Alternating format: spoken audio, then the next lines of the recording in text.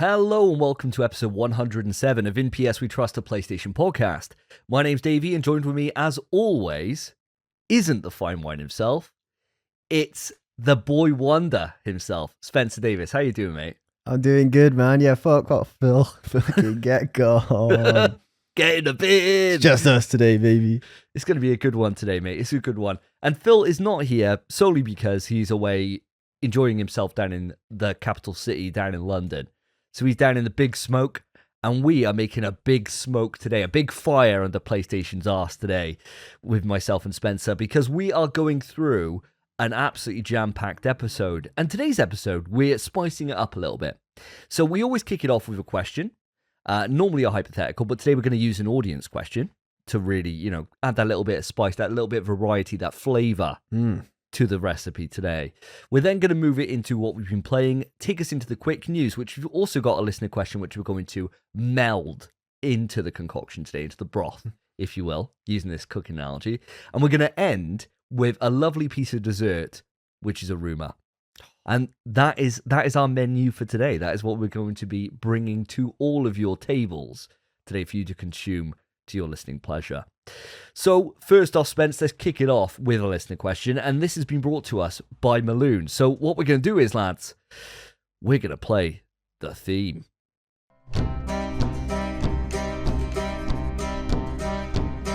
There once was a show some time ago that asked for questions every fortnight or so. It became so rare they weren't prepared to have a versatile rhyme.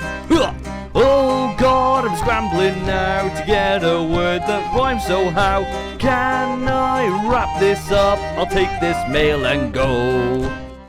As stated, Maloon has written in and he asks, you guys are called In PS We Trust. After all the doom and gloom news and cancellations, I'd like to know, in PS, do you still trust? How is your faith in PlayStation for the rest of this gen? Is it shaken? Or are you confident in the exclusives that are coming? He said for the rest of the gen, but I thought just "are you coming" makes it sound a little bit better. Spence, over to yourself. What are you thinking? In PS, I do still trust. I think. I have a lot of faith in PlayStation. They always, they don't always do good. They don't. I was going to say they do. They really, really don't. No.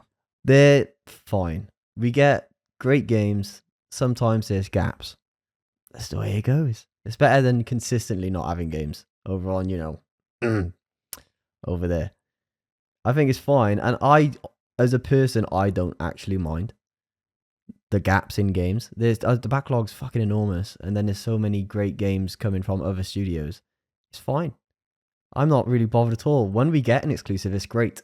It's like back on the PS2 when I wouldn't be following games. It's just when a game's out, I'd be like, oh, sick. I want to play that. I'm kind of like that now. I'm fine. I trust them. And if they need more time, fucking take it.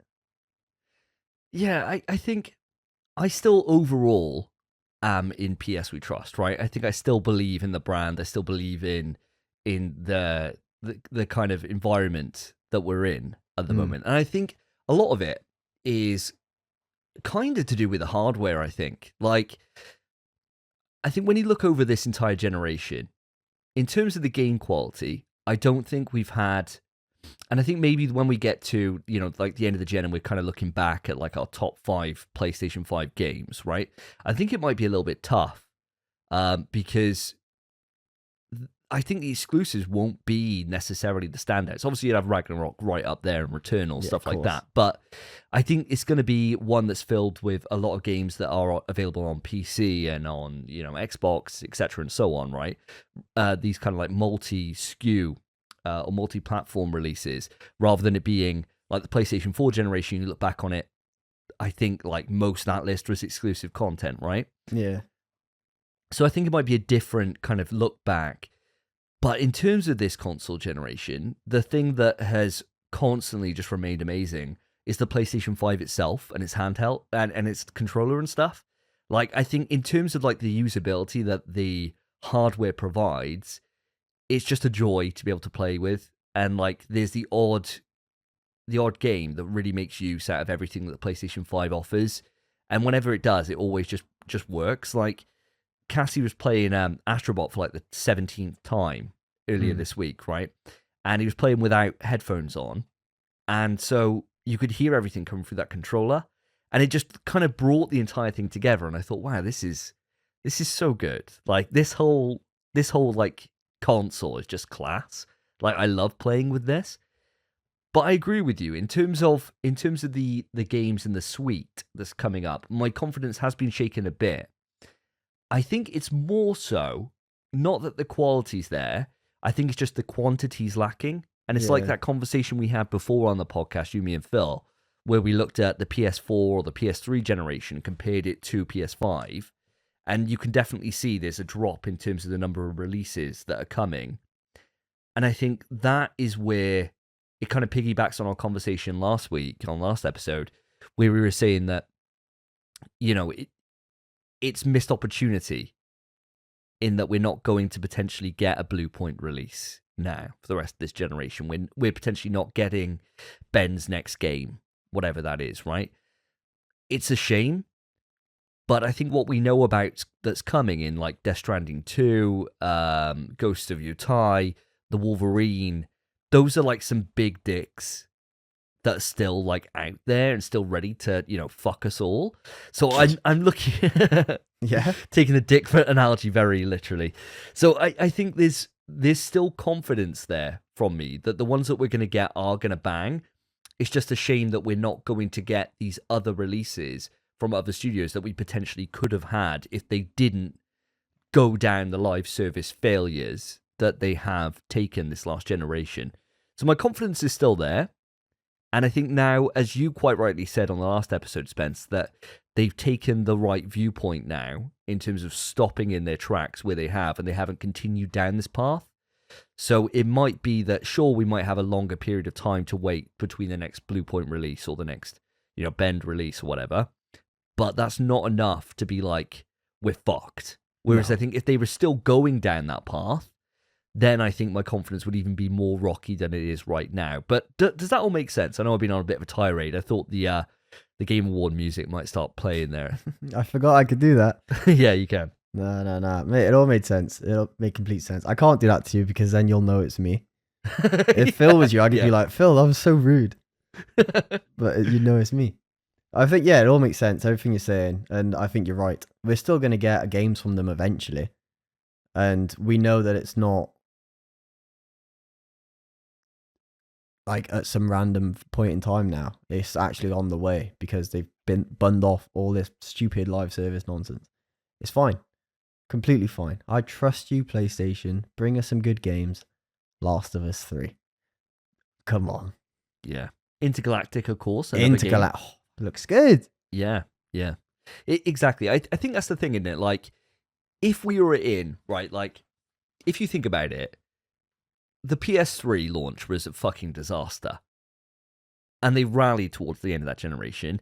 If we were talking that they never had that rally point, and then PS4 was still a bit of a letdown, like still trying to find its feet, and then we're in PS5, I think you could quite rightly say at that point, okay, confidence is shaken. Like, if you look at it on the inverse, and we look at, like, the Xbox side of it, it must be quite hard to be a radical fanboy for Xbox right now, because all your kind of ammo is kind of being slowly taken away from you. Like, they think, okay, yeah, we bought Bethesda, it's going to be class. And then they're like, okay, well, yeah, the Bethesda games are going to come. And you think, okay, well, that's a bit of a shame, but at least we still got Halo, and we still got, you know, Forza Horizon, and we still got all these things. And then it's like, oh, well, Forza's coming in spring. And it's like, fuck. Indiana Jones coming out 3 months later. Fuck. Like, all these things that are just slowly taking it away to the point where their only selling point now is Game Pass, right? It's a hard thing to be able to back that ecosystem. Yeah. Whereas at least the PlayStation 1 is still strong. It's just not as all-encompassing as it could have been if they hadn't gone down this push. So I think it's a stumble rather than they're falling down an endless pit, which the competitors seem to be doing at the moment. Like, it seems like there's no way back for them, and eventually we'll just go third party on the Xbox side, like, completely. Whereas PlayStation's a stumble and not even a full trip, you know? Yeah. Caught themselves. They pulled it off, mate. They have, mate, yeah. just before they hit the ground, they do that Michael Jackson move, where he goes like real low on the forward one. Yeah, the forward one, man. They've done that and then pulled it back and pulled it into a moonwalk. Maybe we'll have to see how the rest of the state of play that's rumored, if it comes true. And I suppose on the back of this, it's related to it, but it probably would have made the doc if we didn't already have enough in there. How do you feel about this rumored state of play that's rumored for next week, mate? Do you reckon it's going to happen? To be fair, I don't think it has to happen. I know everyone's saying it's about damn time. It's been fucking ages. We need to know what's coming. I'm not that fussed, but I'm excited for a state of play, yeah. If it does come, great. Yeah, I'd love to watch it. If it doesn't, I'm happy to wait. I need to be playing games. Yeah. It's fine. I don't need to know what's coming because I'm so fucking busy now. See, I reckon it is coming. And I reckon that there's a thing that's been going around the internet a lot about this Resident Evil 9 rumor. And they're saying, like, how genius of a marketing strategy is it? Because they're saying it's happening next Friday, which is Valentine's Day. Or it's happening on Valentine's Day on the 14th, is the big rumor that's going around. And I tend to believe that. I tend to think that, yeah, we're going to get, before this episode even launches to the public, and we'll have news of this. I reckon, come Tuesday or whatever, we'll probably get an announcement. Yeah, state of play coming. And the genius marketing move would be if it's Resident Evil 9, which has Jill Valentine on Valentine's Day. What a chef's kiss of a fucking marketing strategy that is. But yeah, Spence not overly convinced and not overly excited about this news, but I am. I want to see what's coming, man. I want to see, especially for me in the fantasy game critic stuff at the moment, I want to see what's coming, and I want to know if like Death Stranding doesn't have a release date, because then I might go and counterpick Phil's Death Stranding that he's put on there, Like, I want to see some of these blanks start filling in so I know what I need to counterpick for fantasy draft. But I get you. I know that's not your bag, so we'll move on from that. But Maloon, thank you ever so much for writing in, and I hope that you've enjoyed our tiny little bit. We got a bit extra on PlayStation State of Play here, but let's move it in to what we've been playing. This time on NPS We Trust, what have the boys been playing? So, Spence, it's been 2 weeks since our last podcast episode, and I'm desperate to know what you've been up to in your time. What have you been playing, my friend? All right, so I think last time I said I've not really been playing games, and the time before then, kind of the same. I've made no progress on Alan Wake, none on Silent Hill, none on whatever else I was playing. But today, because I thought I can't come on not playing anything again, fuck's sake. So today, I booted up Dark Souls Remastered. Ooh. And the reason I've gone back to it again, because I keep doing this, is because I literally have 3 trophies left. 2 now. Because I got another trophy earlier, but I'm a bit scared of it. Okay. Because currently PSN is down for maintenance. Right, okay. And the trophy popped, but on the actual trophy list, it wasn't there. Okay, yeah. Just waiting to upload, isn't it? I know, yeah, but because the server's down, I don't know what's going to happen. I hope I get it. You should. It was a bitching off. It was find the Dark Wraith Covenant. Oh, yeah. So okay. I thought today, I found a shortcut to fight Sif without opening a door. Fought Sif. Oh no, what I do. I got to the entrance of the Abyss. Realized, fuck, I don't have the Ring of Artorias. Got to freaking Darkroot Garden. Fought Sif. Smoked Sif. Easy. Again. And then went back to the Abyss. Fought the Four Kings. Dark Wraith Covenant. I haven't played it again. So that's my progress. So what trophies have you got left? All I've got is Bad Ending. So I've just got to beat the game. Yeah, nice. Piece of piss. And Learn All Miracles. I have 1 miracle left and I can't get it because it's tied to a quest. And the quest has been fucked. So I need to New Game Plus Plus. Okay. All right. Well, fuck. Mate, you know that I'm always down for a bit of Dark Souls. So whenever the time comes and you need to go back, like as soon as you finish this run through, or if you need me for any part of it, I'm sure you won't. You're going to absolutely smoke. The Four Kings is one of those kind of tricky fights, or can be, depending on your damage output. Did you kind of absolutely smoke them? Were they fucked? Cooked, bro. Yeah. And I was freaking, because of the ring of Artorias you have to wear, I couldn't wear my Havels. Oh, So I was slow rolling to fuck. I couldn't like shield, you would break my thing. So I just took the shield off, two-handed my giant club, and just tanked the hits. And then just won in the trade battle. Oh, were you a strength build on this? You're strength building it, you? Massive strength build, yeah, mate. Oh, I didn't realize this. Because you're normally Yeah. a Dexy kind of guy. Nah, not in DS1, mate. In DS1, you gotta go strength. Yeah. Yeah. I mean, I'm strength all day, every day. But I didn't realize that. So you and me be running around, clubs at the ready then. Big clubs at the ready, mate. Yeah, easy. Nice. Oh, I'm glad to hear it, mate. Well, yeah, when the time comes and you need to run through that New Game Plus, give me a holler, man. I'm happy to dive in with Barry Big Bollocks and we can just run it together. It's always fun. I mean, Dark Souls Remastered, fucking incredible game. Well, what are you doing after the show? Literally fuck all. I mean, I got the There we missus are. here. She was supposed to go on night out, but she's changed her mind. So I'm happy to boot up Dark Souls Remastered and dive in with you, my friend. Thank you, There we man. are. Yeah, we'll start smoking, man. We'll give that fucking king at the end, Lord Gwyn. We'll show him who the Fuck real yeah. fucking Lords of Cinder are, mate. Hell yeah. Fuck yeah. Nice, mate. Well, on the Souls line of thinking, I'm right there with you because I've been playing Lies of P. Now, it's been a weird one, this, because this is a game that you've been championing in for a long time. Yeah. And you came around to mine last week, and we were playing a load of different things, and you played the Berserker Kazan demo. And from the back of that, we were like, right, you're like, oh, play Lies of P, mate, because you've been saying for a long time, oh, I'm going to buy Lies of P, and la la la. And so I played the demo, loved it, kicked my ass quite a bit, and yeah, you ended up buying the full release. Now, Lies of P, for those who don't know, is a Souls. It's not even Souls-like. It is a Souls game. Yeah.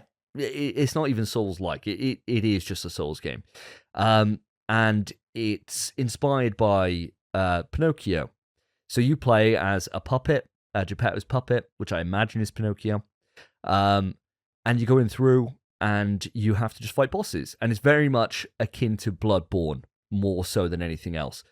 In as much as when you block an attack, it will do damage to you, which then you recover by being aggressive and hitting things.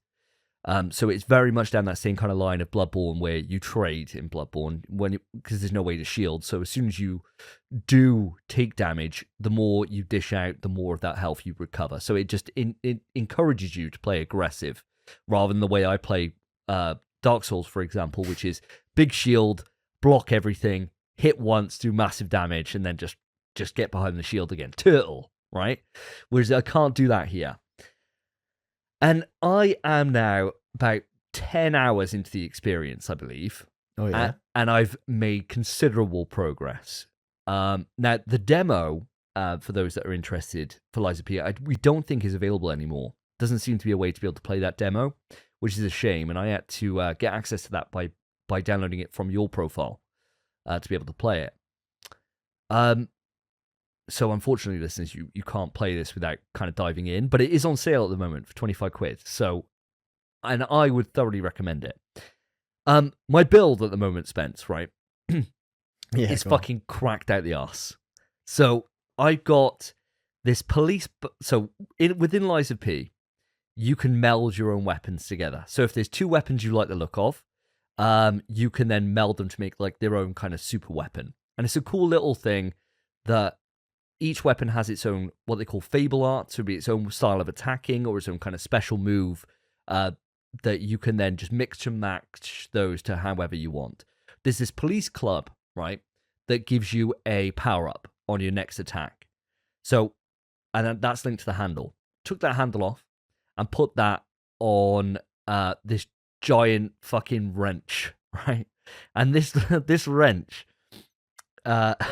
This wrench is like kind of a Ratchet and Clank level style wrench. Massive, dude, like an Omni wrench.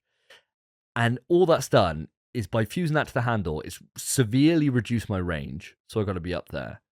But what it means I can do is I can buff to make the next hit really hardcore, and the wrench has this 3-stage level charge Fable attack, and you get super armor when you're charging it. So I can just run up to somebody, get right up in their face, buff my attack, and then charge for 3 levels of Fable Art. And it fucking wipes. It wipes like everything. And I realized I got into these bosses, right? And they'll have like 2 stages. And the first stage would be like slow, they got a lot of health. And so it's all about parrying. The game's all about parrying to be able to reduce your kind of stun guard on an enemy so you can get what they call a big kind of juicy kind of attack. Kind of like Sekiro. And I could just fucking skip that. I could just run up with this Fable Art and just ba-boom! And it just wipes, absolutely wipes them.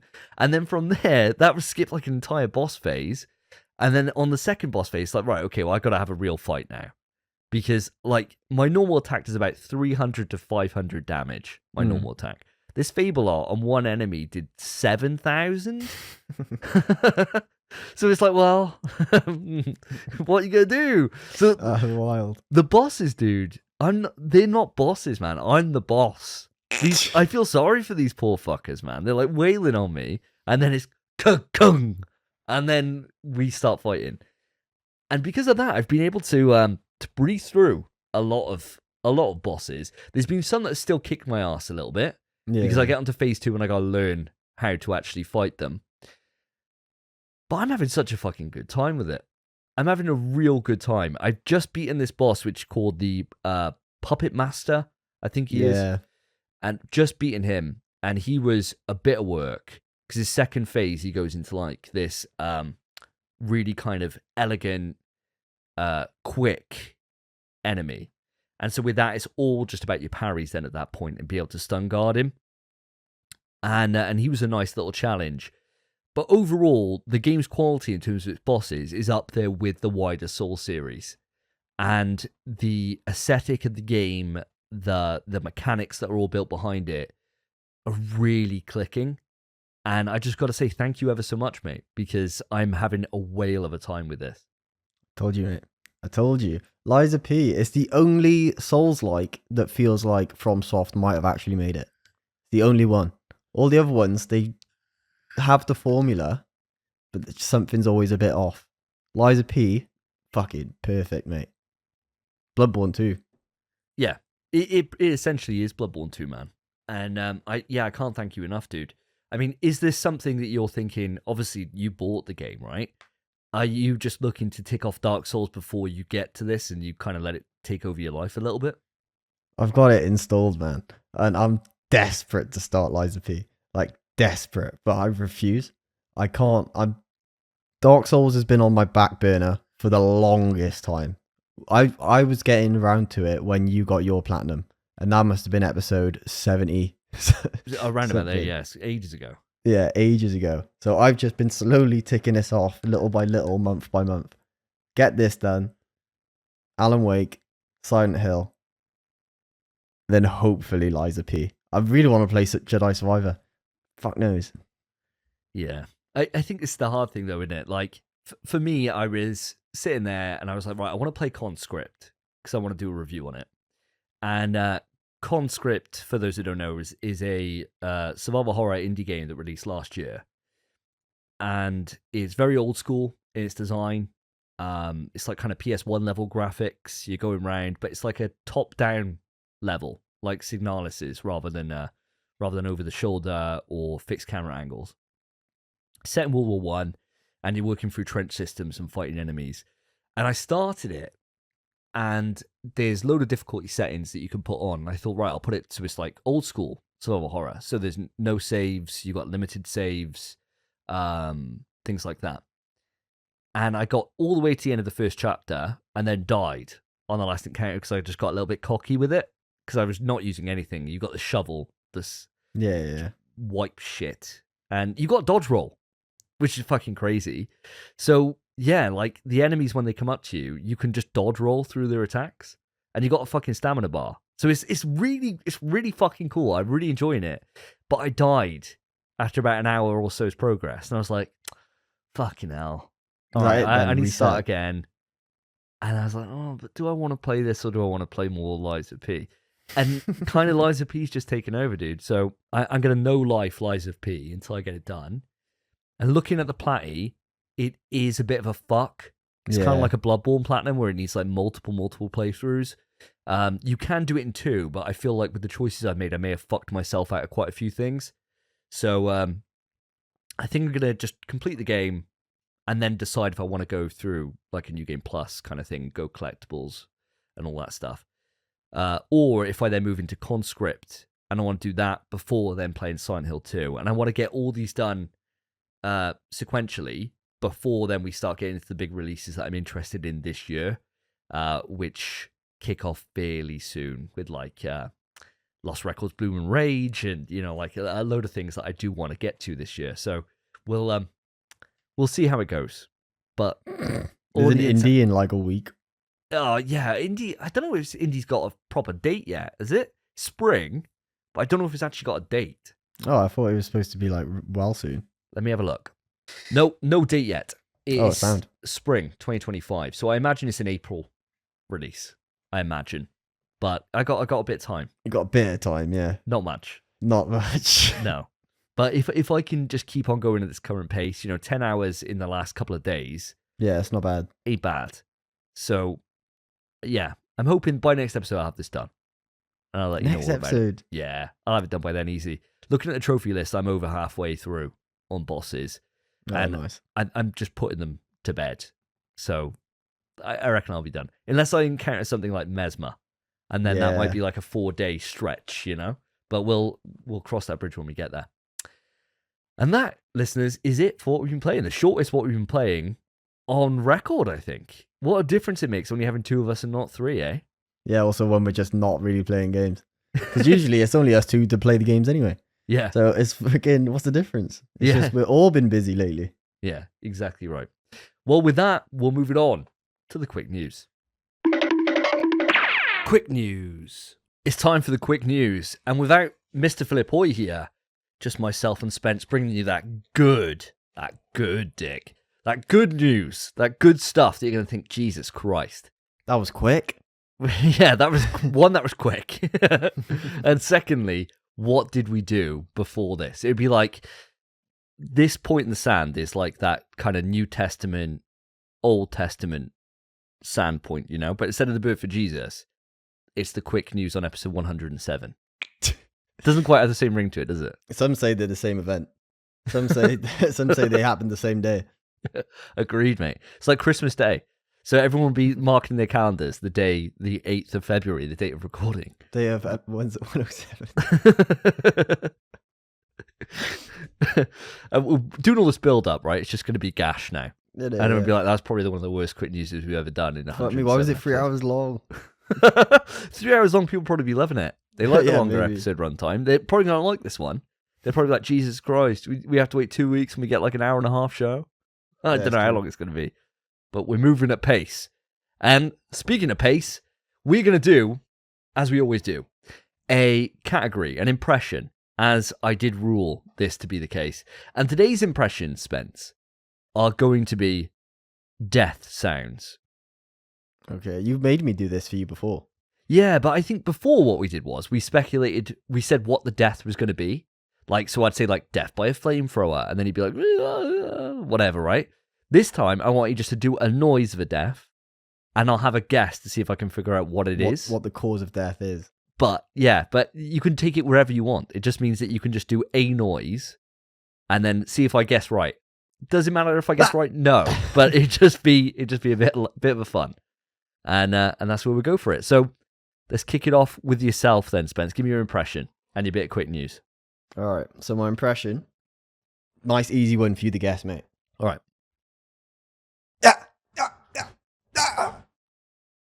Okay, all right. Multiple gunshots. Multiple fucking gunshots straight to the chest. Nice. Nice easy Good one, start. mate. See? Good See? start. And look how quick. Quick news. So for my first bit of news, I usually say lads, Davey and listeners, I am once again, I always say it like this, I'm once again bringing you the PlayStation Plus monthly games, this time for February 2025. And the games are as follows.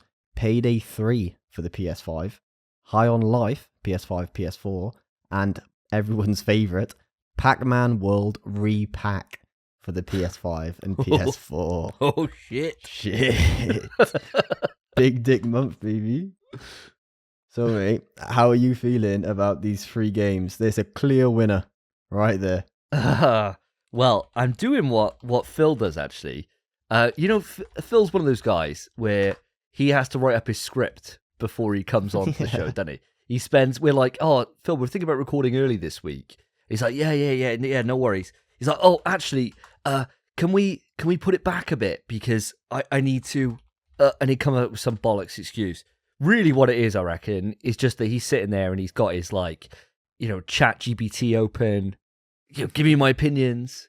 Give me things to say. Give me my opinions. Give me my very opinions. easy. Yeah, he asked ChatGPT. He's like, what do I think? Yeah, please tell me what I think. I don't know what to think.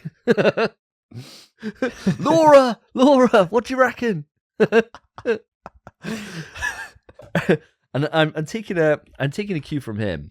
I'm pulling up right now the Metacritics so I can give you some extra stats here. World Repack, Jesus Christ. I'm What going to a ask name. ChatGPT what the best video game is and see if it says Death Stranded. Yeah, see if it comes up with some of Phil's things. So, in terms of these 3 games, right, we don't have a fucking bonanza month here. The highest rated game here, have a guess. Which one of them do you reckon is the highest rated one? I would guess, out of the 3, I don't know how well High on Life did critically. I know fans loved it. I think the highest... Oh, people didn't like Payday 3. I'm going to say it can't be Pac-Man. It's Pac-Man, isn't it? It is Pac-Man.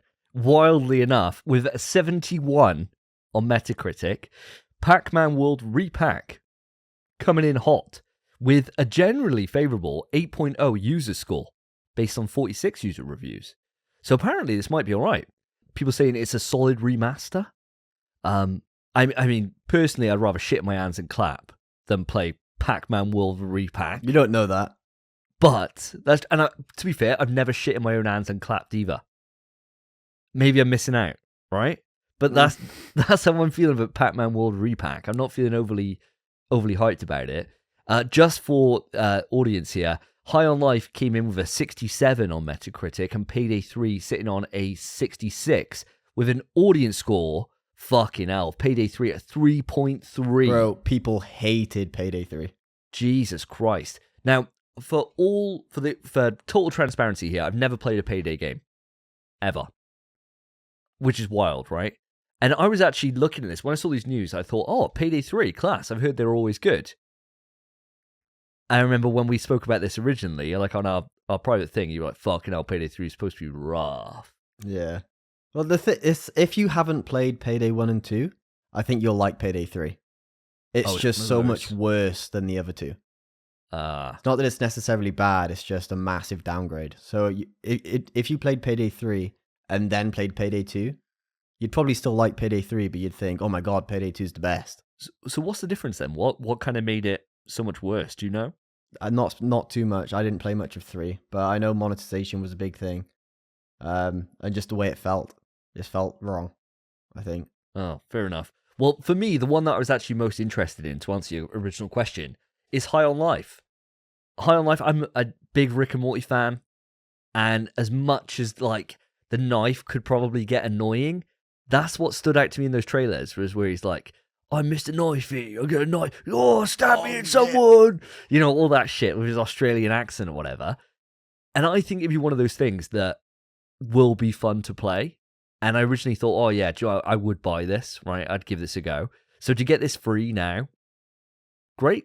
You know, I'll check it out. It's probably one of those short kind of experiences that you can whip through in a few hours. And I think it's very much going to be one of those things. And the reason why it's mixed on the Metacritic is you either vibe with the humor or you don't. And if you don't vibe with the humor, you're going to fucking hate every moment of it. You'll probably find it miserable. But if you do like the same kind of humor that Dan Harmon and those came up with on Rick and Morty, I think you'll probably be in for a treat here. So this is definitely one that I'm going to play.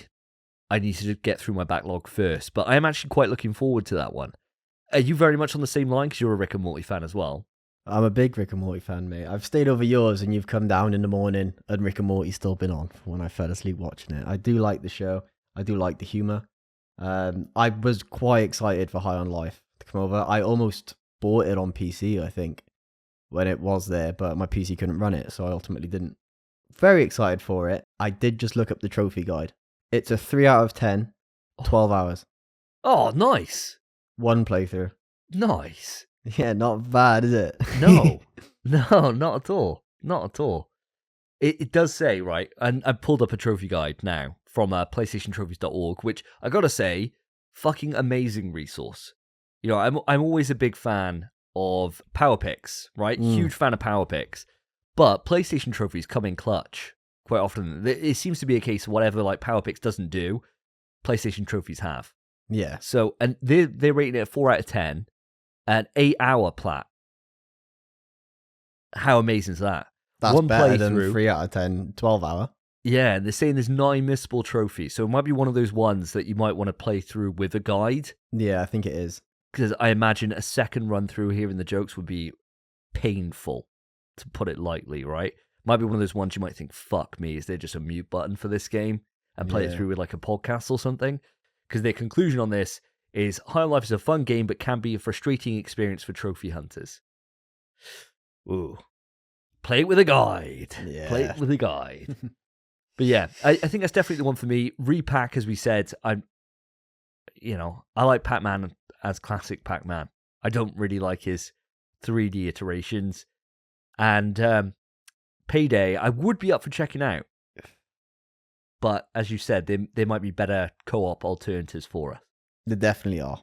They definitely are. I mean, I'm down to try out Payday 3 because I haven't played it. All I know is that people don't like it. I myself don't know. I might enjoy it. Who knows? So I'm happy to try that out with you. High on Life, I'm going to play. And I'll probably play that soon. Cause if it's only an 8-hour jobby, you know. Yeah. Come on. Why not? I think it'll be a nice in-between game as well. Nice bit of fun in between big titles. So I'll definitely do that. And Pac-Man, mate. I'm a big Pac-Man guy. I love Pac-Man. I would have an arcade. If you've got a Street Fighter cabinet. Yeah. If I had a choice, I'd have a Pac-Man one. Oh, really? I love Pac-Man. Really wow. love Pac-Man. What, Ms. Pac-Man or normal Pac-Man? Oh, Miss Pac-Man, mate. You get the cutscenes. Mm. Easy. I've got one downstairs that you plug into a TV and you got the joystick. Nice. And you get to play as a woman, and that's your thing. That is my thing. So She's got that bow, bro. She's got that bow. She's got them kissable lips.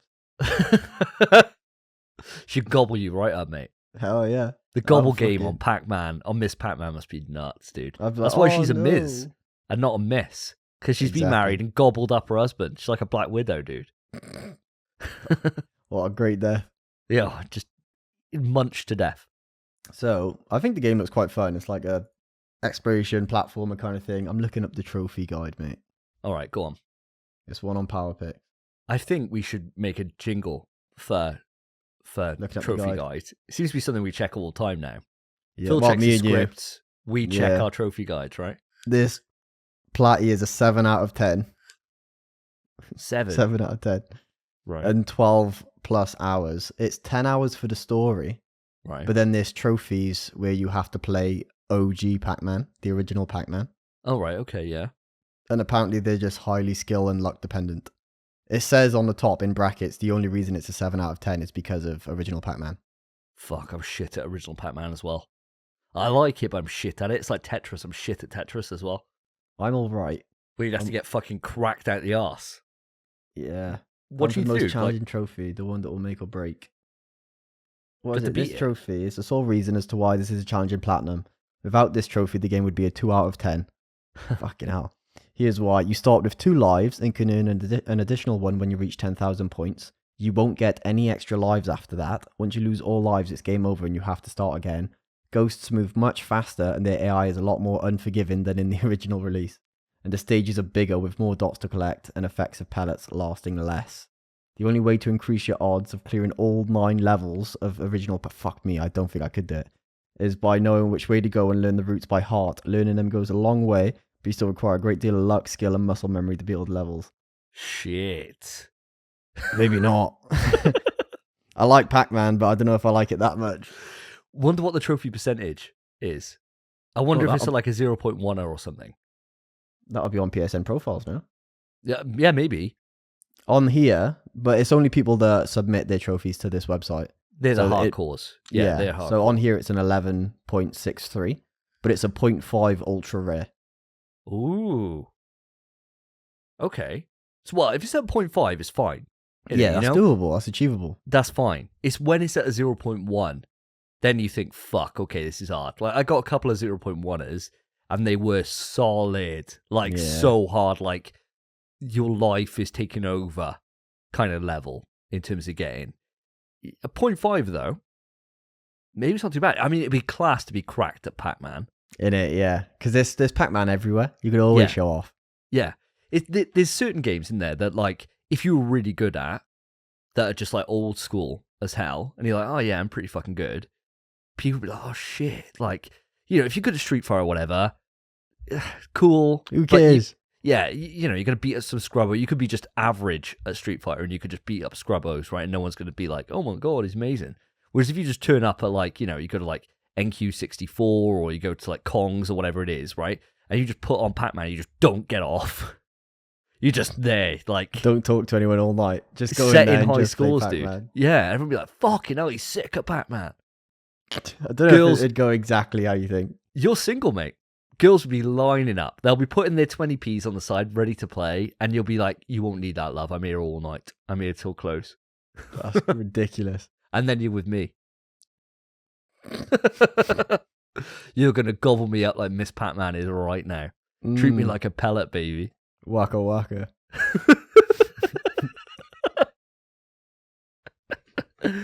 Fucking hell.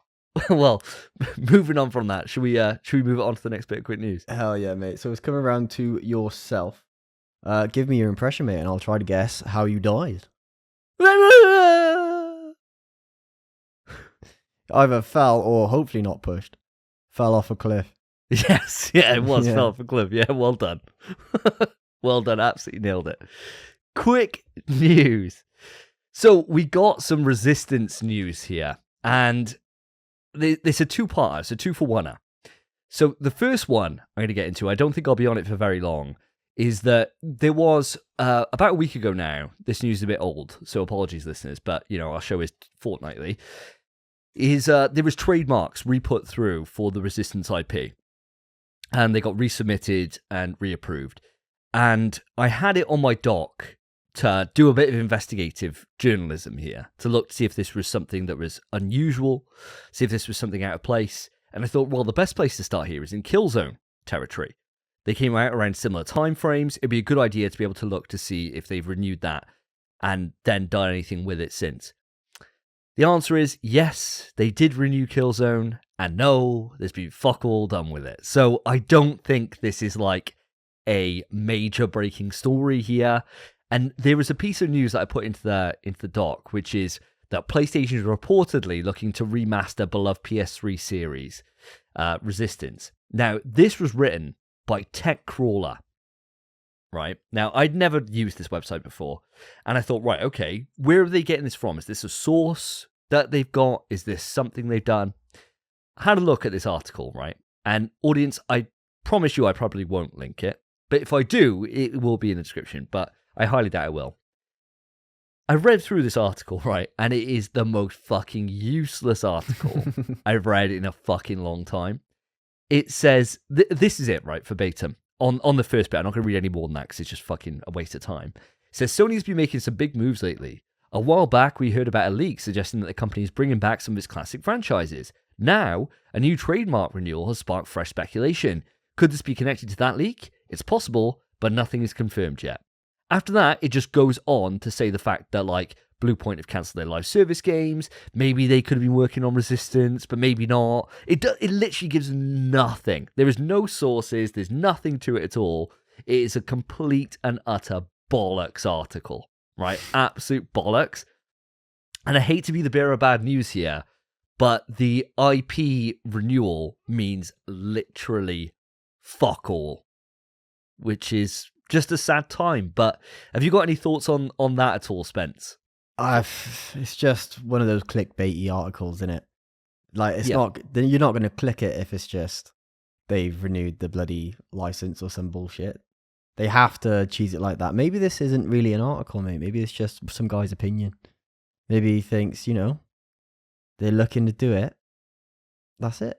It's like as if somebody took a transcript from like one of our things on the show about Blue Point, where we're talking about them doing Bloodborne or something. Yeah, and then just posting it as fact. Yeah, just put it on the internet and was just like, yeah, this is speculation rises for Bloodborne remake. It's like, fuck's sake, man. Do better, internet. Do better, journalists. Like, where the fuck are you, man? Now, speaking of journalists who've done something well, I don't know if you can call him a journalist, but we all know that Ted Price, we reported on the show last week, that Ted Price has stepped down from Insomniac. He was the leader, the head honcho over at Insomniac. And he was invited onto the Kind of Funny Games cast, where he sat down with like Greg Miller and all those guys and kind of chat through a load of different things about his career. And he was asked about if he had a favorite pitch that the studio had made over the years, one that kind of got away. And as part of that, he dropped about Resistance 4. Saying that, and I quote, "We did pitch that one, and it was a wonderful concept. It was the result of a lot of Insomniac team members being passionate about extending the story further. I do believe that Resistance has set up a really cool alternative history base where anything can happen with the Chimera, and where they go and what their origins are. We spent a lot of time working on backstory and brainstorming on where we could take this in the future, but unfortunately, Sony couldn't be convinced, with Price citing that timing and market opportunity is the reason the project didn't progress beyond its pitch." Now, that pitch, audience, just for you to be aware, was pre-2011, because 2011 is when they said that they weren't slated to do another Resistance game. So it was before then. So I imagine it was just after the release of Resistance 3, I imagine, was when they were kind of building up towards Resistance 4 hype. And to me, it's one of those things that I don't think's overly surprising, right, in reading that they said no, because I mean, it makes logical sense for them to, after finishing 3, to be like, right, well, let's do a 4. And then Sony look at this slate and they say, right, well, we got Days Gone, which is being worked on. That's in post-apocalyptic future. We've got Last of Us coming out pretty imminently, post-apocalyptic. Everything's post-apocalyptic at the moment. Is there a place for this? Probably not. Why don't you work on something else? And then they found Spider-Man, right? It is what it is, okay? Yeah. It is what it is. But like I've said before on the show, it doesn't dull my hope for a future. It really doesn't. I think now would be like the perfect time for it to come back. I think that Resistance, I can see it happening. I really can. I'm going to keep on banging this drum until the day that it does revive like a zombie from the fucking grave. But how are you feeling about this, mate? How are you feeling about this little bit of news and this little tidbit that Ted Price gave away about what happened in the past? I think, like, he said it was a wonderful concept. Where's the proof? It might have been such a dog shit idea. You might have gone there and been like, yeah, the chimeras have bunny ears and tails now. You go, get all them neeks in as well. There's no evidence. It might have been a terrible concept. Sony just said, nah, we're not going to do that. But then you might be right with the post-apocalyptic shit. And it might just not fit. Fine, I don't think it's fucking time for Resistance, mate. But I never thought I'd see Turok again and Turok's coming back. So what the fuck am I to say? Maybe it is time for Resistance. I don't care. But I'd be happy for you, mate. But it's not happening. Oh, mate. What do you reckon we're going to see first, mate? Pragmata or Resistance 4? That's cold. That cuts deep, man.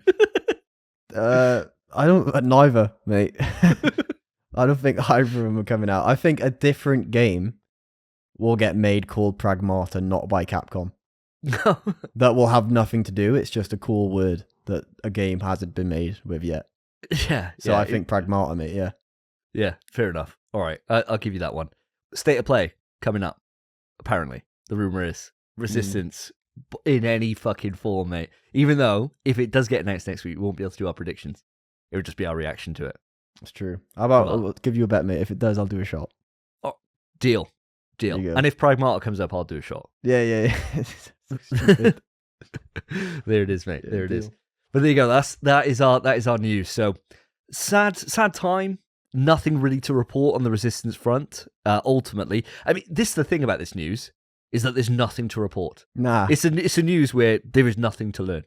Yeah. Because trademarks being renewed doesn't mean fuck. And Ted Price just saying, we were saying about Resistance 4, but it just never happened. Brilliant. It's not news, is it? Fuck!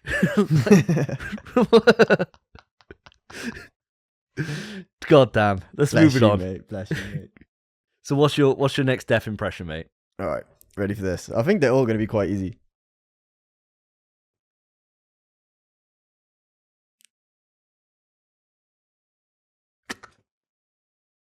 Oh! So for you guys listening at home, you're going to think, what was that? That was kind of silence. What Spence did, I believe, is he's a guard, and then a stealth attack has just happened, and he's had his neck snapped. So it's like on Metal Gear where you just, you're there, and the guard's there, and he's like, what was that noise? But not even that far. You just go up and dead. But this was just a straight up neck crack. It was too fast. I turned a little bit to be like, who's that? But it was too fast for me to even say, mate. Oh. But you are right. Oh. I was thinking it's Batman, but then I thought, he wouldn't have snapped my neck. No. No. He just beat me till I couldn't think anymore.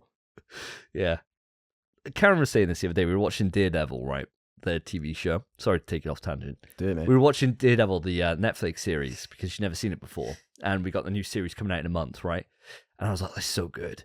And we watched it, and on one episode, right, he just he's got this guy tied up, and he's just beating on him, torturing him.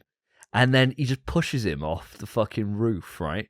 And he lands into a dumpster, and the woman he's with, Claire, is like, thought you didn't kill. And he's like, he listens. He's alive, right? He didn't know. Like, he didn't know. The guy then, they show him, he's in a fucking coma, dude. He's fucked.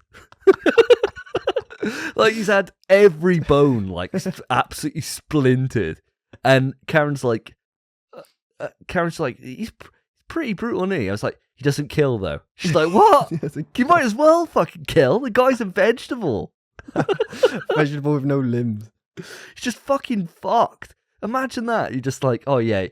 I'd rather be fucking melted by, like, Superman's heat vision, just be dead, than, like, have every bone splintered by, like, Batman or fucking Daredevil. Yeah. Because you wake up eventually, but you never be the same again. You'd be like, every time the cold air comes by, you'd be like, oh, I feel like my bones. Like, what happened, Grandad? Oh, I had both legs, all my ribs, and my arms splintered. I got caught jaywalking by the Daredevil. Yeah, I literally I put something in the recycling that was just for general waste, and he just beat me to fucking death. But he didn't kill me though. No, I survived, so now I have recurring nightmares about that moment for the rest of my life. Just fucking savage, man. Like, on that trailer for like that newest Batman film, where that thug just like walks up to Batman, he's like cocky, and then Batman just like fucking breaks his arm and like punches him on the ground like 15 times. If I was the rest of the clowns, I'd be like, right, Yeah, I'm out. fuck that. Fuck this. Fuck this, man. I'm gone, dude. I'm like, right, I'm sorry, Mr. Batman. But you know, if he's already got you in sights, you're already fucked. He's not going to let you walk. He'll follow you home. Oh, he'll make sure you crawl home because your legs are fucking gone. Savage, isn't it? They deserved it, mate. They did, yeah. What are they doing crossing the street while they're... Fucking hell. Sorry to derail us. Carry on, mate. Very fun, very fun. Quick news. So we kind of have another two-parter here. The first part of the quick news is as follows. Demon's Souls and Gran Turismo 7 are reportedly no longer heading to PC. Now we say this, there was never any plans for Demon's Souls to go to PC anyway, but apparently there were rumours of GT7 going to PC, and those have since just gone. They've confirmed it's not happening. How do you feel about that, mate? Would you have liked to have seen GT and Demon's Souls on PC? Demon's Souls, I think you can kind of take or leave. I mean, it's one that I think the like PC fan base would be really happy with, right? I think they really would be. But at the same time, there's Spider-Man 2 released on PC just this last week or so. And all the news I saw about it was how it was like cracked open immediately and everyone's just been pirating it. So would it really drive that many sales? I don't know, right? Like, I don't know if it would. I don't know if it would be worth the effort to bring over there if everyone's just going to pirate it, because there's no real reason to go online. You can, of course, and you can do co-op, but it's not the driving force behind Souls-like experiences, is it? But is it... I know what you mean, but was Spider-Man cracked open because of all Insomniac shit getting leaked? Would the same thing happen to Blue Point? I don't know. I can't imagine it's because of that, though. I can't imagine it's because of the hack that it got on there, you know, and for everyone to break the game. I think it was just a case that, you know, these PC nerds have nothing better to do they? You know, they're sitting there, they come out of Excel, and then they're straight into, you know, hacker.exe, and they're hacking the fuck out of games and just putting them up there on Pirate Bay. When did you learn about PC? That's crazy. He's learning, bro. He's adapting. He's adapting. That's like someone from the 80s, an 80s show, hacking something, hacker.exe. Yeah, I know what you're saying. I think Demon's Souls would have been good on PC. It's just another Souls game, you know. It would do well because a lot of the Souls community is on PC. I think it's one of the preferred platforms to play it, and the mods are phenomenal. But I don't know why anyone's surprised it's not going to PC, because Bloodborne hasn't. Yeah, true. So why would this? Yeah, very good point. Makes perfect sense. GT7, it's a shame. The only thing I think is a shame is if people could have made like custom courses and shit. That'd have been sick. Yeah. But ultimately, it's fine. It's GT7. I mean, I don't know. GT7 is selling fucking gangbusters, right? It's doing really, really well. I saw some sales results for it not long ago, and it was surprisingly good, like up in the like tens of millions, like doing really, really well, which was really shocking to me. Obviously, I know Gran Turismo sells like hotcakes, right? One of the most highest selling franchises on PlayStation ever. But I was really surprised to see just how well it was doing. And I think if you did bring it over to PC, it makes perfect sense because it's a live service game. You know, there's always new courses, there's always new cars, always new things to be able to spend your credits on. And even though it was raked over the coals to start with about its like kind of monetization policy, you can earn everything. But I mean, you know, if you're getting in there like a year later or like 2 years after release now and diving into GT, there's a lot to unlock, there's a lot to experience, there's new tracks all the time, a thriving online community. I think having the PC players in there would make sense for it as from a financial standpoint. But I don't think it's required. Like, I don't think it needs it. It's not like as if it's like struggling to find an audience or it's struggling to, you know, fill its servers and things like that. I don't think it needs it. But if I was Sony and I was looking at way to maximize my bank, something like GT would be class. It would also, though, on the other side of it, it would be the first time that they've ever had a PC release for GT. Yeah. Right? Which would be a big deal. But then, in the same breath, they got God of War, right? They never used to have God of War, right? Yeah, so, Horizon and Spider-Man. Yeah, exactly. So I think it's a missed opportunity for Sony to be able to earn a little bit of extra money for GT. But Demon's Souls, I completely agree with you. I don't think it even would have made much of a dent, to be honest. Yeah. My theory on Demon's Souls, gone. I think my theory with GT7 is, it says in the article, the report claims there was a PC version of the game in the works, but was ultimately scrapped. I think it was scrapped because they were making My First Gran Turismo, that new one that's free, and that's more likely to go to PC, I think. Because then if people experience Gran Turismo over there, and then the full game's on PlayStation, fucking, why not? Yeah, that's a really good point. That's a really good point. And that makes sense, doesn't it? You know? As a way that Sony have always had this good strategy of being able to kind of seed PC with titles to be able to then think, oh, well, I want to get the console so I don't miss out on getting that. You know, I want to experience that. I want to do that thing. And that makes perfect sense. That kind of goes along the existing strategy. Yeah. So maybe they're just working on a PC version of the new thing. Brilliant. Who knows? But there is a second bit of news. And that second bit of news is Marvel Spider-Man 2, Horizon Zero Dawn Remastered, The Last of Us Part 2 Remastered and God of War Ragnarok are supposedly going to offer in-game content unlocks for users that are playing with a PlayStation Network account. So there was a bit of time where it was going to be forced upon you to have a PlayStation Network account. Then that was scrapped, so now it's not forced upon you. But now there's incentives to try to encourage you to get on the bandwagon and create an account. I think this is good. I don't think it's going to work. But I'll say what I say after what you say, mate. How do you feel about this? I think this is really good news. And I'm looking at the items here, right? So I'll run you through the items. So for Marvel Spider-Man 2, you get early unlock suits, the Spider-Man 2099 black suit, and the Miles Morales 2099 suit, which that 2099 suit for Miles is a fucking beautiful suit. One that I put him in pretty much from the off.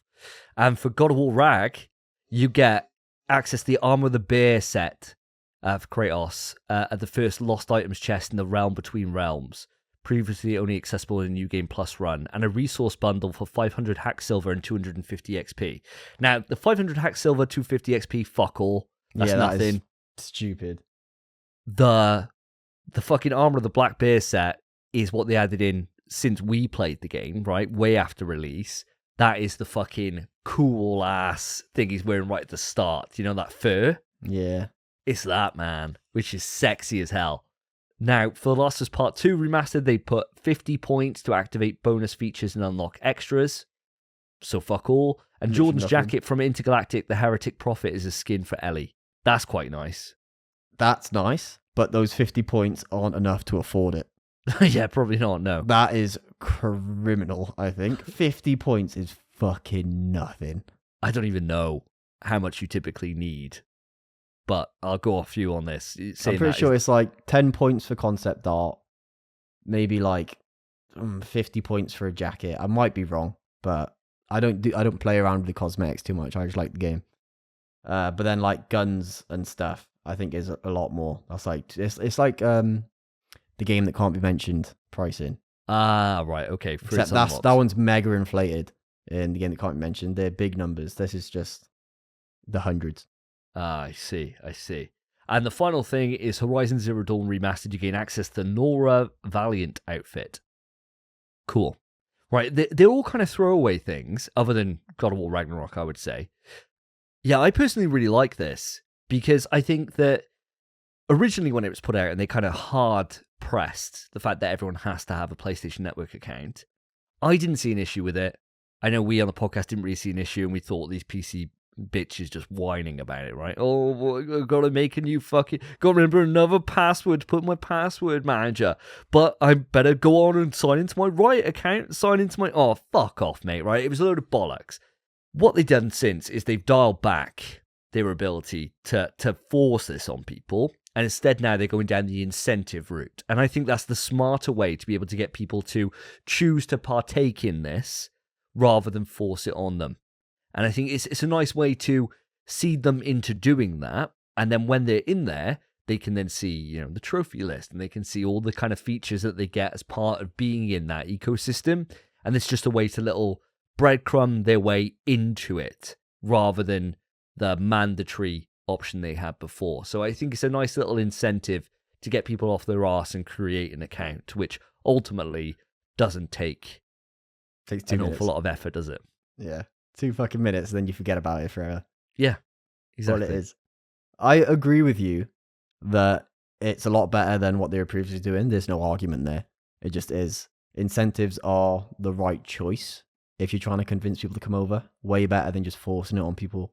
I just don't think it's going to work. Because looking at all of these things, I wouldn't do any of them. I wouldn't make an account for it because I wouldn't be bothered. I'd just play the game. I wouldn't care. And I'm pretty sure everyone else will feel exactly the same. I don't know. I just don't think it's going to work. I think it's the smarter choice, but it's not. I wouldn't join because of it. No, it's one of those things that right now at the moment with the offerings that are there, for Ragnarok I probably would. Because I fucking wanted to have that cool ass fucking bear shawl thing, and I would have rocked that from the off if I had the opportunity to, because it looked sick. Probably busted as well. It looks so cool. It just looked great. Even if the stats were shit on it, it just looked cool. And I think there's something to that, right? But outside the rest, I agree. The rest of them are pretty weak. But something for nothing, for no effort. I've done far worse. Signed up for an EA account for like 100 credits in Apex Legends once. So it does work, right? Like this kind of thing does get people involved and invested into it. And I can imagine they will see a little uptick in players doing it. But as you said, I don't think it would be the kind of mass market strategy to gain everyone's trust to dive in and partake in the service if they're so against doing it.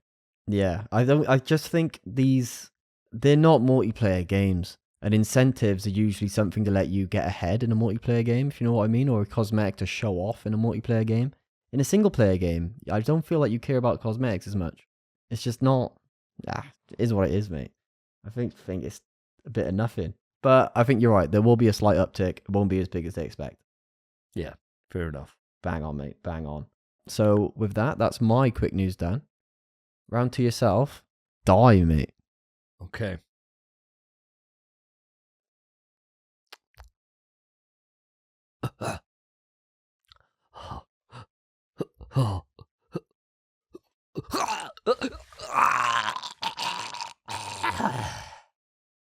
For the audio listeners, he was choking on a dick.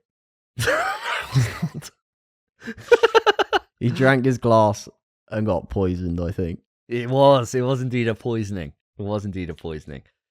Quick news. So we got some major news here. And that has been that there has been a shake-up in Sony leadership. Now, I got an article here from Variety, which I think is a really, really good article. And I'm going to read quite a bit of this verbatim. Okay, so we'll dive into it. So the title is, Sony Corp Shake-Up. Hiroki Totoki named corporate CEO. Hideki Nishino elevated to sole CEO role at Sony Interactive Entertainment.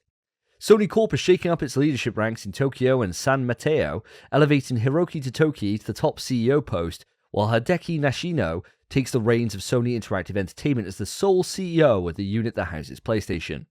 The corporate shuffle, effective April 1st, was approved late Tuesday by the electronics and entertainment giant's board of directors in Tokyo. Totoki, a 38-year Sony veteran, who most recently served as Chief Operating Officer and Chief Financial Officer, will succeed Kenshirino Yoshida as leader of the company that is a cornerstone of the business landscape in Japan. Totoki will serve as president and CEO of Sony Corp. The handoff from Yoshida to Totoki also comes with a restructuring of the senior business ranks. Nishino was elevated to CEO of Sony Interactive's Platform Business Group in May 2024. He shared oversight of the PlayStation maker with Herman Holst, who was CEO of the division's Studio Business Group. These appointments were made in the wake of the departure of CEO Jim Ryan. The elevation of Nishino to the top post overseeing all of SIE caught industry observers by surprise. And he stated, I'm truly honored to take the helm at Sony Interactive Entertainment. Technology and creativity are two of our biggest strengths as we continue to focus on developing experiences that deliver entertainment for everyone. We will continue to grow the PlayStation community in new ways such as IP expansion, while also delivering the best in technology innovation, Nishino said. I want to thank Herman for his expertise and leadership as he continues his role as CEO, Studio Business Group. I am deeply grateful for the PlayStation community and their continued support, and I am very excited for what the future holds, said Hideki Nishino, CEO of Platform Business Group. So, Spence, how do you take the news that we've gone from 2 to 1? That's fine, isn't it? This is more of, this arcs back to Maloon's question at the start. Do I trust PlayStation? Yes, I do. So this means fucking nothing to me. I don't care. It's fine. Well done. Congrats. Just keep doing what you're doing. Make games. To me, it's not the individual people inside. It's PlayStation as a whole. And as long as they're making games, I do not care. For me, I take it a slightly different route, right? Yeah, slightly. Slightly different. In that, I think this is really welcome news. Hiroki Totoki just continues to fucking climb that corporate ladder, bro. He's sitting there with the money strings, and now he's right up there as corporate CEO. Hiroki Totoki, dude. The man who has no fucking ceiling, bro. He's breaking through that glass ceiling. Every single chance he gets, he's moving up fast and furious, dude.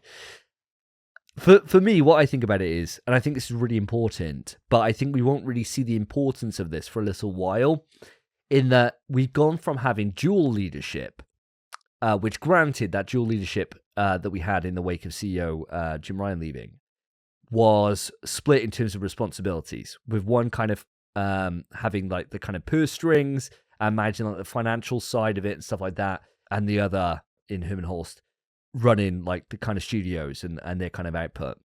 Whereas now it's just one person who's kind of leading SIE, with Herman Holst reporting directly into him as the studio head.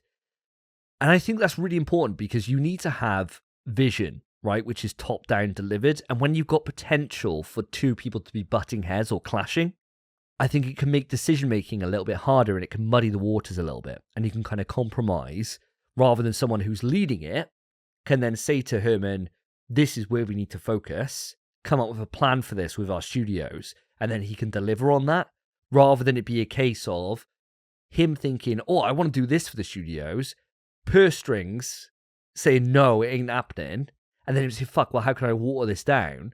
Whereas instead now it can be a case of it's just that top-down level leadership. And I think that when you look at successful CEOs, for pretty much any industry I can think of, it's a sole CEO. It's a sole guy accountable for that. And then it's top-down, their vision down throughout the company. And I think that they'll have taken a lot of learnings over this past generation when it comes to like the push for live service and all this stuff. And I was only saying last time on the show, when we were talking about the kind of state of PlayStation and its studios, how Herman had kind of shut the bed. Mm. And I think now him still being in the same position ultimately that he was, but now having a direct line that he reports into is going to make a massive difference to how they run their studios.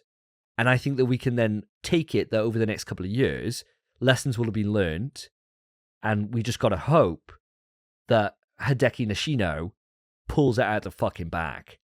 But having like a Japanese kind of centric leadership, I don't think is going to be a bad thing here. No. Because some of the best days of PlayStation were under Japanese leadership. Granted, start PS3 wasn't the best, you know, under Ken Kugaragi. But, you know, we kind of danced past that, right? We learned our lessons, mate. Learned our lessons. I think this is good news, and I think that it was time for a change and a solidification here of how the leadership structure will go. It's one of those things that we'll see. Definitely in the future we'll see the actual result of this, but who knows? Who knows? Could be good, could be bad. I like to think it's good, like you said. Speaking of good news, we've also got a listener question that goes on the back of this. All right. Now, this is written in by none other than Potato Chief himself, the Emperor of Xbox. Lewis has written in. He said, with PS leadership changing, what would you guys do if you were put in charge of PlayStation? Spence, what are you thinking? Make more games. Bloodborne 2. I don't know. Give the fans what they want. I'd have sacked off live service. It never would have been an idea, for one. I'd have sacked that off right away.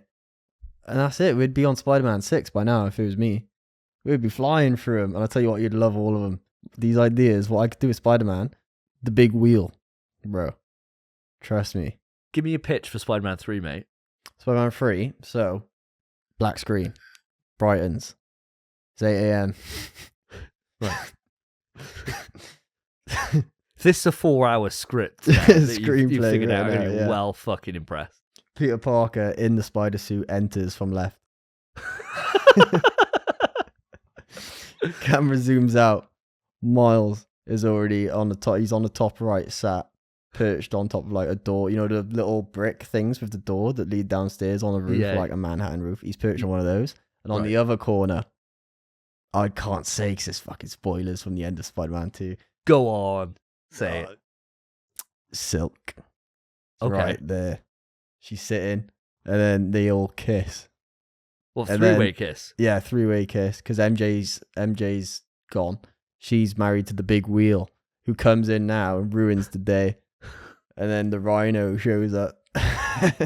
All right. And chucks the big wheel, and it kills Peter Parker. And then... And Miles. and Miles. He gets a 2-for-1. 2-for-1. Best shot and ever. He's like, fucking, I'm the best villain in the world.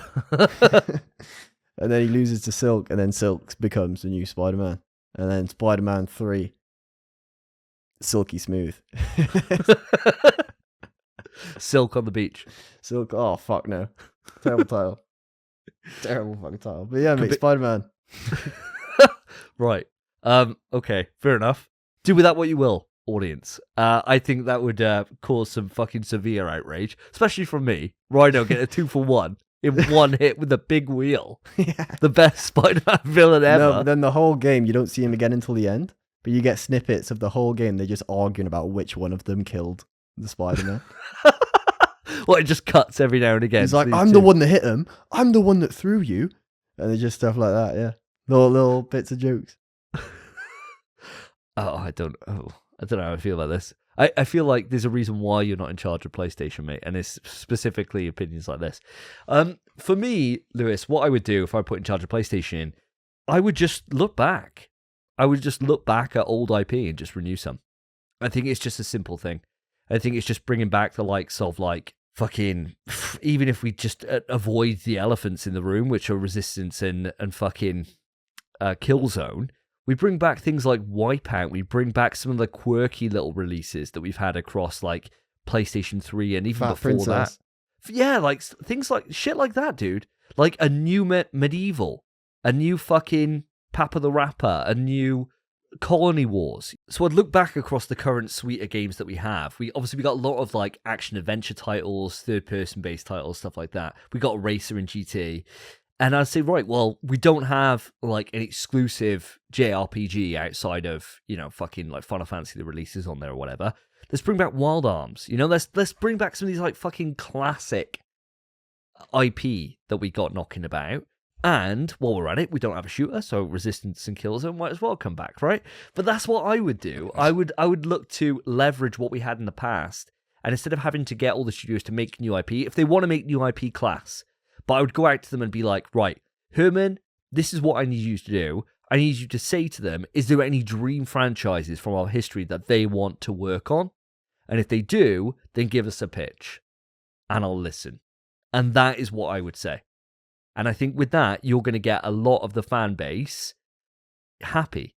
And sure, they may not be the biggest sellers in the world, but the PS3 didn't always have to have the biggest sellers in the world. You'd get like the occasional Last of Us or the occasional Gran Turismo, but you'd have a lot of IP that people just were really passionate about. And I think that's what makes your console feel unique, right? And makes your ecosystem feel vibrant and varied rather than it being kind of pigeonholed into the ways that it can be from the output of the studios. That would be my kind of plan. But how do you feel about that kind of tried and true look back approach? I get it, and I think it's like the fan favorite approach. I think it is. I don't think it's realistic for them to do, just because back then shooters were being made because shooters were the most popular thing. That's why Killzone and Resistance came about. But now they don't even bother competing with Call of Duty because Call of Duty just wins. There's no point even trying. So all they really should do is just stick at the field they're dominating at, which is the story third-person games, and just make more of those because none of them are bad. Yeah. So just keep doing that, really. That's their best financial thing. And then they'll make some bangers too. I guess. I mean, you are right. It is what we do. And when studios go outside of that, like Media Molecule or whatever, we're like, why the fuck did you go down this route, right? Exactly, yeah. What's the fucking point? Live service, why'd you bother going down that route? I get it. I think that when there's like IP that has a fan base there, I think it's decent to prod it a little bit. And for me, like the easiest way to be able to tell if there is something here or not would be to get some of these classic games, like with Medieval, right? They remade that game and made it really fucking snazzy. Remake something like a Wild Arms, or remake Resistance or Killzone, whatever, with fully functional online, and kind of put it back out there and see how it does. Because I think the investment for that would be a lot less than going in and saying, right, or like a remaster, right? Like a remaster style treatment with full working online, and see how that does. Kind of like the way that Konami did with the Metal Gear series, where they kind of put out those remasters, see how well they sold, and then say, right, well, let's make MGS3, Like that kind of way about it, I would go and prod it that way, and then see if there's a future to bring that franchise back fully. That's kind of the way I'd seed it. I get you. Wasn't MGS3 kind of planned before the remasters came out? I don't know. I imagine it probably was, right? I imagine it was because it's been in development for a while. Yeah, I can't imagine they years. just shit that out. Especially as we've known about it for like, what, 2 years now at this point. Yeah. So I don't know. I don't know. I agree with what you're saying. I think remasters or remakes to gauge the interest and then make a sequel if it warrants it. I understand, but or just make, Spider-Man New 3. stuff. Yeah. Yeah. Last of Us 3. Make some intergalactic. Just make new shit because it's going to bang because you trust all your companies. You know they can make excellent third-person games. Why stray? Because we always ask for companies to do something different. We've done this with Blue Point for years. Yeah. As soon as they do, we're going to be like, oh. Yeah. Wish it was Blue Point, Bloodborne. man. Yeah. Wish it was Bloodborne, whatever. Right. Yeah. I get you. I think this audience exemplifies the point of why you don't need two leaderships. Exactly. Two leaders, right? Because our two approaches, which way do you go? We don't get new classic revival, we get a remaster, and you get new IP. That would be the watered down, diluted version of that. And this is why you don't need two leaders, you need one with a sole vision. But, Lewis, I hope we've answered your question. And with that, it brings quick news to a close. There is nothing else for us to go through today on this. But we always end quick news by punching down on somebody, right? The worst impression of the night gets a shot. And for me, Spence, I think the worst impression tonight has been Phil, because he didn't even fucking show up, mate. Mate. His impression's still going, mate. So he's dead at the minute. Don't know where he is. End it, mate. Yeah. I hated that impression. Yeah, I hated Phil's impression because, as you said, he's dead to us right now. And it's not even fun. No. Shit. Yeah. Come on. Give him a shot, yeah? Yeah, fuck it. Yeah, I don't want it. Yeah. There you go. One for Phil in the dot today. He's our loser today. Really well done, your impressions, though, Spence. I really enjoyed them. Thank you. And you, mate. I very much enjoyed yours. Well, there you go. Look at this. It's like a nice little circle wank for us here. And Phil's the one eating the soggy biscuit this episode. Oh, I know. I'm taking these analogies too far, aren't I? I don't know.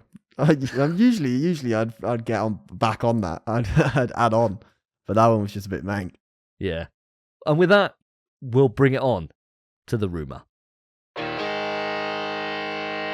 Kick it!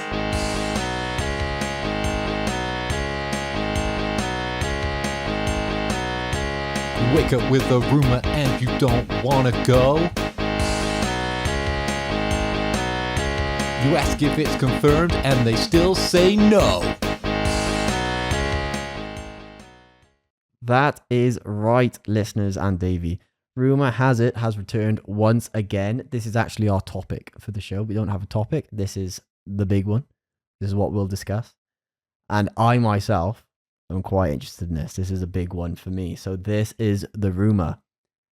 Devil May Cry remake for the PS5. And there's some rumoured details. So it's supposedly going to run on the... I can say that, surely. Yes, you can, because we've already crossed this bridge before. It's not the game that can't be mentioned engine. It's the Reach for the Stars engine or something like that. It doesn't stand for what you think it would stand for. Good. So I'm going to say it, the Re-engine. I'm not going to say it the way I normally would because it could be misinterpreted. It's going to run on the Re-engine. It's going to have better graphics, which you'd fucking hope. The MC came out yonks ago. It's going to have a reworked story, just like the Game the Can't Mention 2 remake, Game Can't Mention 3 and 4 remake. Apparently, it's going to have a different camera angle. And Virgil's voice actor was asked to redo his voice from the younger Virgil days for a game. I have a little theory on that one. Ooh. But before then, over to you, mate. How do you feel about this rumor? And would you be excited to see a DMC remake? Do you know, to me, this makes perfect sense. And it's something that I just never thought of. Like, you know, sometimes you see these things and you think like, fuck, like, why didn't I make that connection? Yeah. We're at the point, right, where for the games that can't be mentioned, where do we go for remakes, right? We got potential of 2 more left in us with Code Veronica 0 Yeah. After that, what, are you going to remake 5? Umbrella 6? Chronicles? Yeah, like, where the fuck are you going to go with it, right? Like, 5 and 6, sure, they're not great. They're all right. Outbreak. Oh. Yes, please, Capcom. That's where you go next. But this is a series that is, like, old. Like, Devil May Cry came out for the PlayStation 2, like, launch, right? It was like, it's fucking old. Yeah.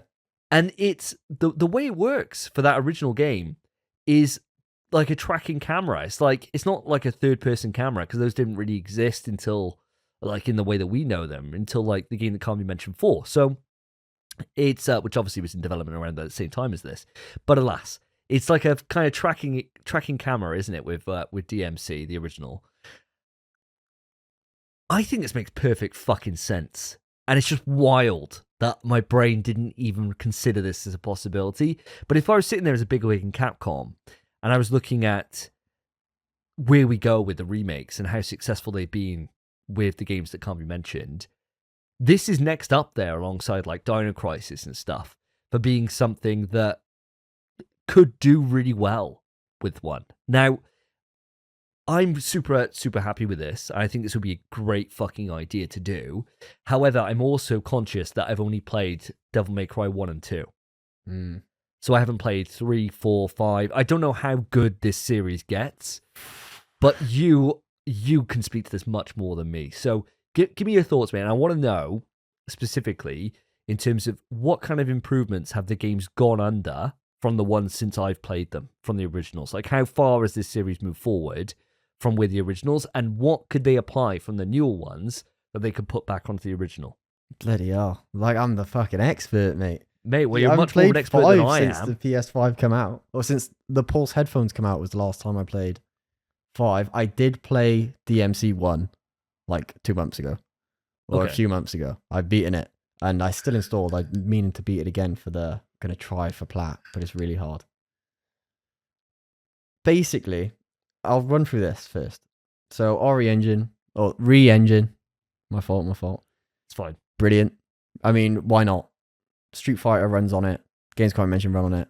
It's a beautiful engine. Brilliant. Rework story. Fine. The story isn't that important, really, in DMC, I don't think. It's good, but the cutscenes need a lot of work. The voice acting needs a lot of work. Some of them are nuts. Like the last cutscene, it's memed upon so hard, of Dante being like, what does he fucking say? It's like, I should have been the one to show you light, or something. It's awful. So that could do with a lot of work, loads of work. But you're right with the tracking cameras. So they kind of just, it's like a camera perched in a corner of a room, like a security camera that just kind of follows you around. And that's kind of your point of view. It's great. Works perfectly. I'd like to see that return, because that's not in the new games. The new games, it can be in certain rooms, but for the most part, it's kind of... How true is this? In DMC4, it's quite tracked. In DMC5, it depends. It's kind of an amalgamation. Right. It's so a does mix. it depend on the space that you're in? Like, Usually, wider yeah. area, So or like, is it like some rooms will have the tracked, some rooms won't. I think it majority tracked, kind of. Okay. I think usually if you're gonna fight something, you're in a tracked room. But does it feel different from how Devil May Cry did it, the original? It might just be a bit smoother. Not really. Oh, right. Okay. It hasn't changed that much over the years. The main thing it's changed, the combat, the combos you can do. There's still loads of them. There's loads of new skill points. There's new characters, especially in 5. 4 introduces a new character who's great. And then 5 introduces 2. Although one of them kind of not. But story. Great.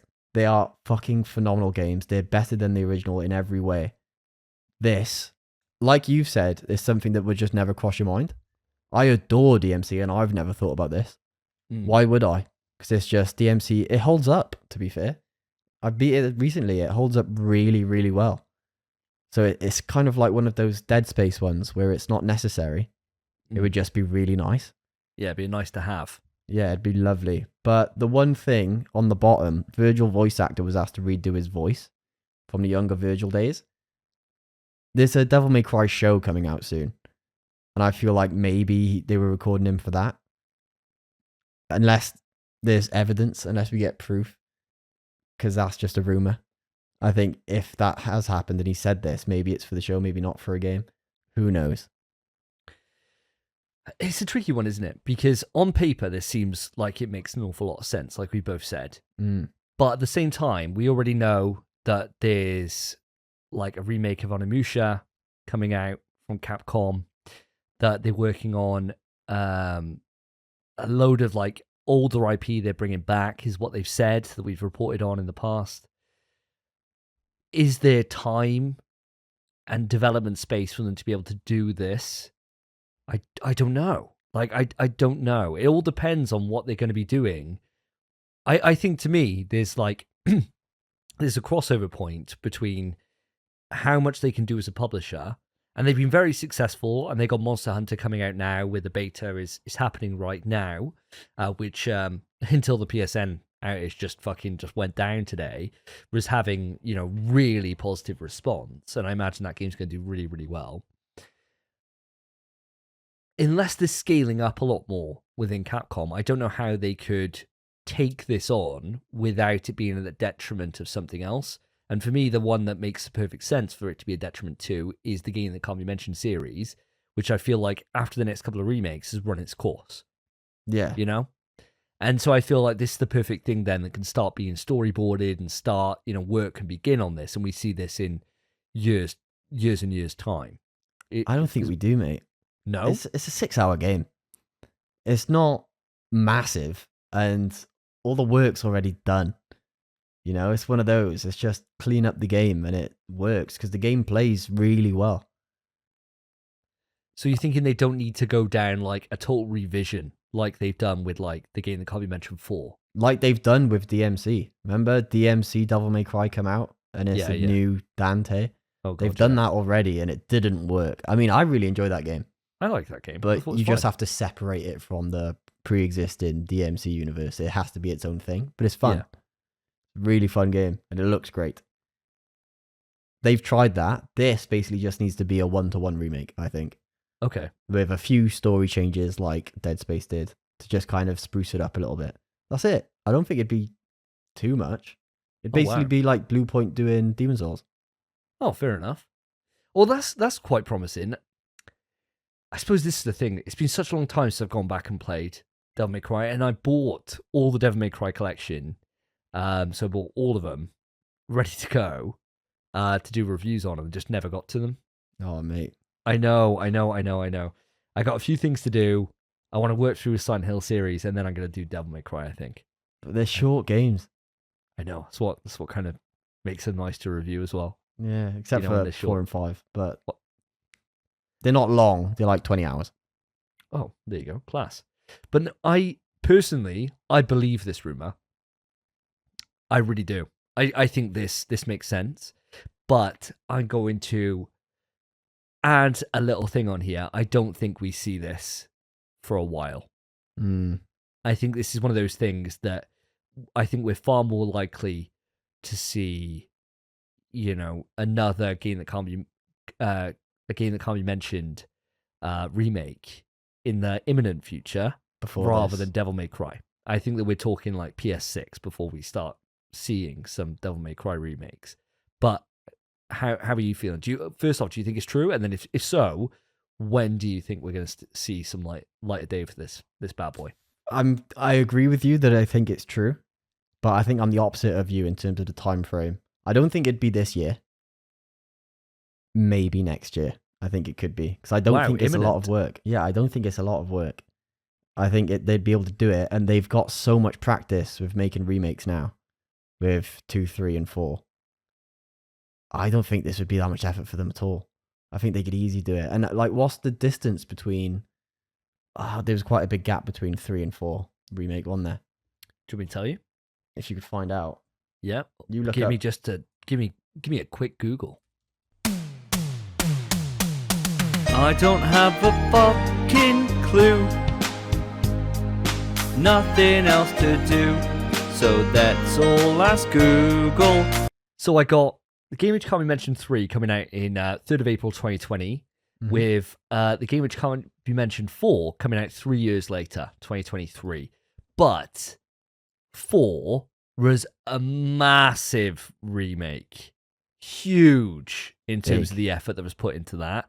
Completely changed so much of how that game works. That is, if you're saying this is a kind of an easier task, then I kind of get your rationale here. Yeah, I think it's a much shorter game than the game that I mentioned 4 as well. Way shorter. It's like a third of the length. And there was only 3 years in between 3 and 4. I think we see it. And if it's apparently already in the works, yeah, bloody hell, see it soon, mate. See it Monday. Brilliant. I mean, the crazy thing is, if they're saying as part of this that the Virgil voice actor was asked to redo his voice, they're far. Exactly, yeah. If that is linked to it, I tend to agree with you that I think that voice actor stuff is more to do with like the anime, right? Rather than game. But there's a chance in there. There's a chance, mate. Oh, I'd love it as well, man. I'd adore a remake. Yeah. If it looks like 5, bro. It'd be nuts, man. It'd be fucking nuts. And it's a proper just fan pleaser thing as well, isn't it? Yeah. You know? Please me. Oh, mate, Devil May Cry doesn't sell that well compared to like some other Capcom franchises. But fuck me, has it got a loyal fan base? Yeah. It's like Souls, where it's just got everyone who's in it is in it. Yeah. Oh, so good. Well, I think that's it, audience. I think that we are seeing on here that that this makes sense and it is going to happen, but we're just differing on when that happens. But who knows? It could be at the next State of Play. You never know, right? Could be. Pop off, I'd scream. Well, I'll have to wait and see. We'll have to wait and see on that one. And with that brings our show to a close. It's been quite a quick one today, Spence. Mega, mate. I've been flying through it. Mate, it's a wild one. Audience, I hope you don't mind that we got a shorter episode. When there's only 2 of us, you know, we're cutting down the amount of opinion and the ways those conversations can divert off quite a bit. And, you know, without having the flack, the extra weight that we get from having to carry Mr. Philip Hoy through these episodes, we've been able just to get this down to a tight fit. We are like... we like being with an 18-year-old. You know, it's short. It's a short, tight experience. Oh. And you didn't like that one either? Oh, there's a video of sort of a Smash tournament of a guy getting kicked off comms for saying 18-year-old tight. Well, there you go. That's what you get. Unfortunately, we edit this ourselves, so we can't really kick ourselves off. No, and it's staying in as well. It's staying in. Yeah, God, yeah, of course it is. We said way worse on the show. That is nothing. That is nothing. That's the kind of thing that they'd pull us up for cancelling, and I'd be like, thank God it's that. Yeah, you'd be like, oh, I can fight those charges easy. I'll be like, oh, thank God they're not going back.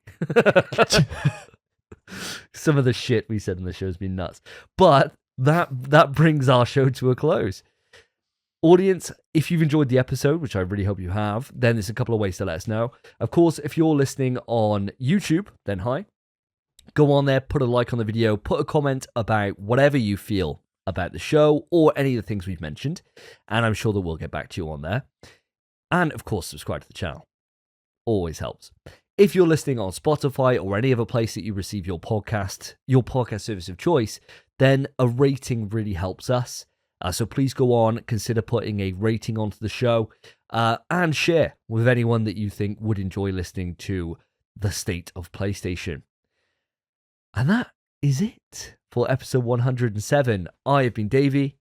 I've been Spence. Take care. Peace. In PS We Trust is hosted by Davey, Phil, and Spencer. You can write into the show via our email, pswetrust@gmail.com. Our Twitter is @InPSWeTrust. To find each of us online, follow our Twitters, @SSJDavey, @PhilipHoy, @SpenPie_. Thank you for listening. Take care of yourselves, take care of each other. See ya.